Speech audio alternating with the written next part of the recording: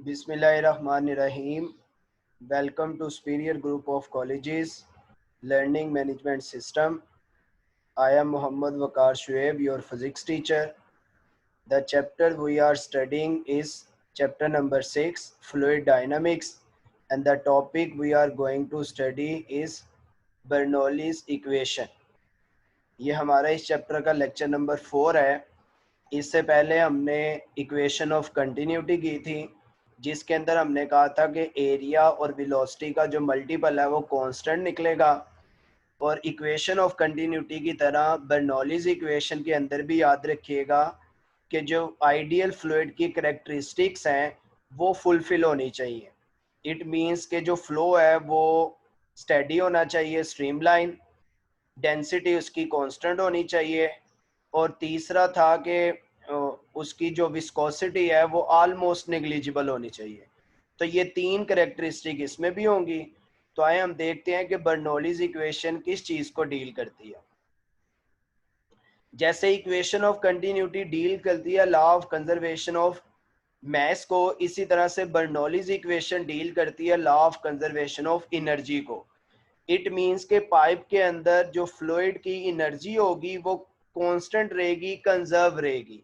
ये law of conservation of energy को deal करती है। इक्वेशन ऑफ कंटिन्यूटी से इसका जो पाइप है वो थोड़ा सा डिफरेंट है।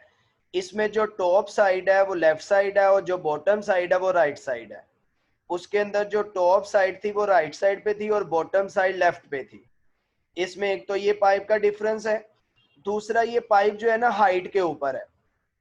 डायग्राम बनाते वक्त आपने ख्याल रखना है कि जो अपर एंड है वो उसकी ज्यादा हाइट है जो कि h1 है, और जो लोअर एंड है उसकी हाइट कम है जो कि h2 है। तो ये हाइट के ऊपर जो है ना ये पाइप है। उसी तरह से non uniform cross sectional area का ये पाइप है। इसमें अपर एंड का क्रॉस सेक्शनल एरिया A1 है, लोअर एंड का क्रॉस सेक्शनल एरिया A2 है। इसमें अपर एंड का जो फ्लूइड का डिस्टेंस है वो डेल्टा x1 है और जो लोअर एंड का डिस्टेंस है वो डेल्टा x2 है। इसमें अपर एंड के पास जो मैस है according to law of conservation of mass वो डेल्टा m ही है, और लोअर एंड भी डेल्टा m ही है। क्योंकि इसको हम पिछली इक्वेशन में इक्वल कर चुके हैं, इसलिए हमने उसको यहाँ पे नाम नहीं दिया 1 और 2 का। यहाँ पे जो फ्लूइड की स्पीड है वो v1 है और जो यहाँ पे फ्लूइड की स्पीड है वो v2 है। अब यहाँ पे एक डिफरेंट टर्म है जो कि एटमॉस्फेरिक प्रेशर है P1। ये फ्लूइड की तरफ फ्लो करेगा, यानी उसको फोर्स करेगा कि फ्लूइड फ्लो, और जो P2 है एटमॉस्फेरिक प्रेशर, ये उसको उस फ्लूइड को जो है ना अपोज करेगा कि वो बाहर की तरफ ना आए। यहाँ पे दो लॉजिक्स है, मैं दोनों आपको बता देता हूँ। पहली लॉजिक तो ये है कि एक बॉडी पे लगने वाला एटमॉस्फेरिक प्रेशर चारों साइड से इक्वल लगता है, इसलिए P1 की डायरेक्शन इस तरफ है और P2 की डायरेक्शन इस तरफ है, ताकि ये दोनों मैग्नीट्यूड में इक्वल हो, डायरेक्शन में ऑपोजिट हो और इक्वल लगे। Number 1 logic. नंबर 2 लॉजिक ये है कि यहाँ पे जो मॉलिक्यूल्स है ना एयर के, वो जारी सी बात है अपनी मर्जी से है, वो जो भी एयर की उसके अंदर वेलोसिटी है वो उस तरह से मूव कर रहे हैं। जब ये फ्लूइड यहाँ से बाहर आएगा ना तो इनकी जो मोशन है जो मॉलिक्यूल्स की, उनको वो डिस्टर्ब करेगा। तो ये क्या करेंगे, मॉलिक्यूल्स इस फ्लो को रोकने की कोशिश करेंगे कि ये उनकी मोशन को डिस्टर्ब ना करें। तो ये जो अपोज करेंगे ना वो सिर्फ इस प्रेशर की टर्म में करेंगे जो P2 है। तो इसलिए जो P2 प्रेशर है इसकी ऑपोजिट सेंस है P1 से। तो ये एटमॉस्फेरिक प्रेशर है। आए हम क्या करते हैं कि एनर्जी देखते हैं कि यहाँ पे कितनी है और यहाँ पे कितनी है, उसके बाद law of conservation of energy को डील करेंगे हम।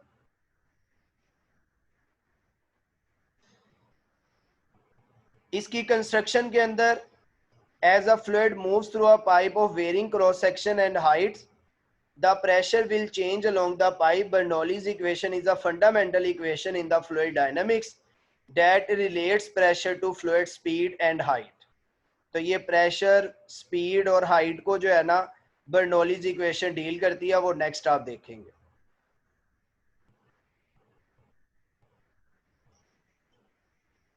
तो ये फ्लूइड में करैक्टरिस्टिक होना ज़रूरी थी ताकि जो है ना उसकी मोशन को स्टडी किया जा सके। Incompressible, non viscous and steady flow. तो ये 3 कैरेक्टरिस्टिक होना इसके अंदर जरूरी है। अब अगर आप अपर एंड पे देखें तो अपर एंड पे अगर हम वर्क निकालना चाहें, क्योंकि वर्क एनर्जी होती है, तो वो आएगा फोर्स इनटू डिस्टेंस। ये जो इसका डिस्टेंस है डेल्टा x1, जो फोर्स है F1, ये आएगा F1 इंटू डेल्टा x1।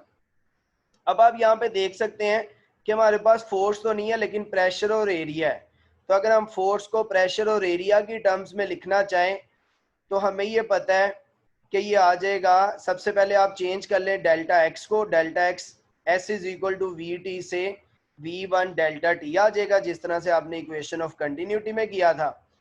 अब आप फोर्स को जो है ना प्रेशर की टर्म में लिखना चाहें तो ये हमारे पास आ जाएगा प्रेशर, एरिया, ये वेलोसिटी है और ये डेल्टा टी आ जाएगा। तो ये हमने वर्क निकाल लिया है अपर एंड पे जो वर्क है।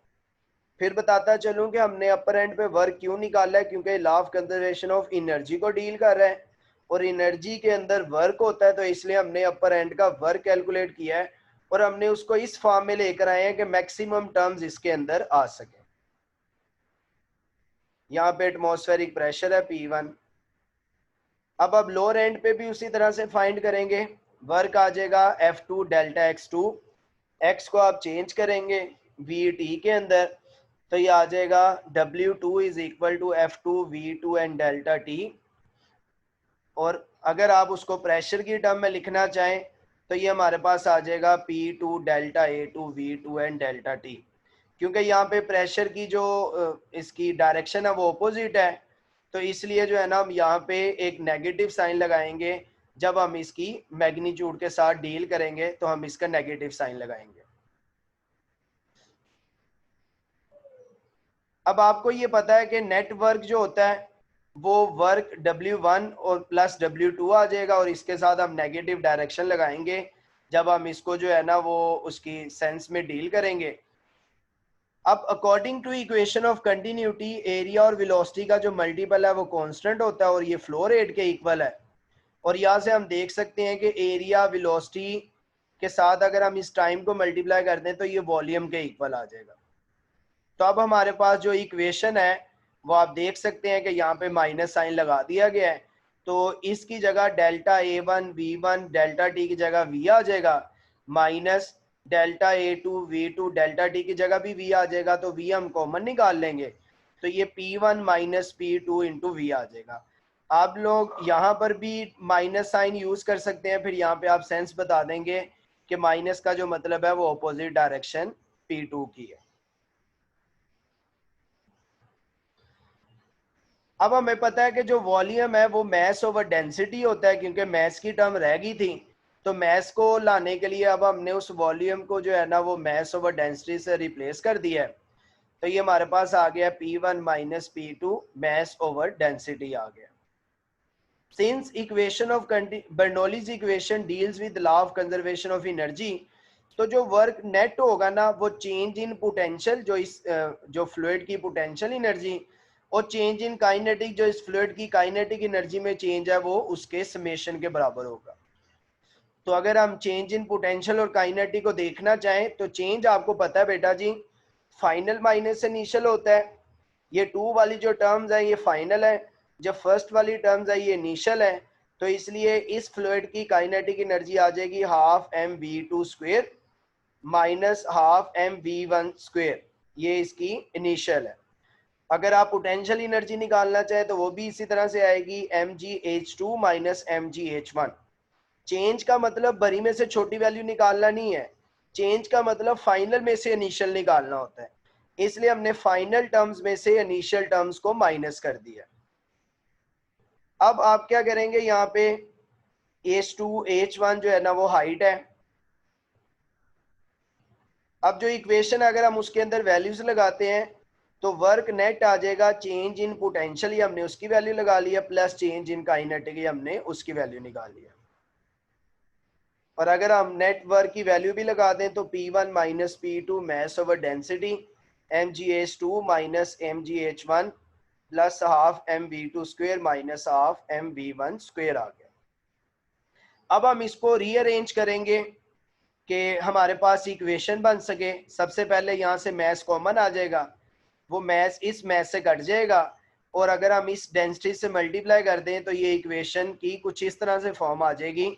मैस सब कट गया है, rho g h two minus rho g h one plus half rho v two square minus half rho v one square आ गया।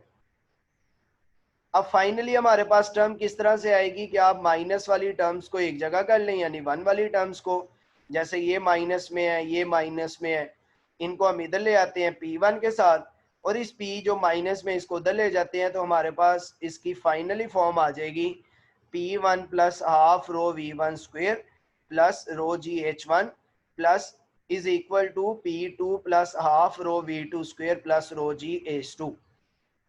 अब यहाँ पे जो P है वो प्रेशर है, हाफ रो V1 स्क्वेयर ये काइनेटिक एनर्जी नहीं है बेटा जी, ये kinetic energy per unit volume है। कैसे, आपको पता है कि डेंसिटी होती है मैस ओवर वॉल्यूम, डिवाइड में वॉल्यूम आ जाएगा तो ऊपर काइनेटिक एनर्जी बन जाएगी, नीचे वॉल्यूम आ जाएगा। तो याद रखना ये kinetic energy per unit volume है, प्लस ये भी इसी तरह से potential energy per unit volume है।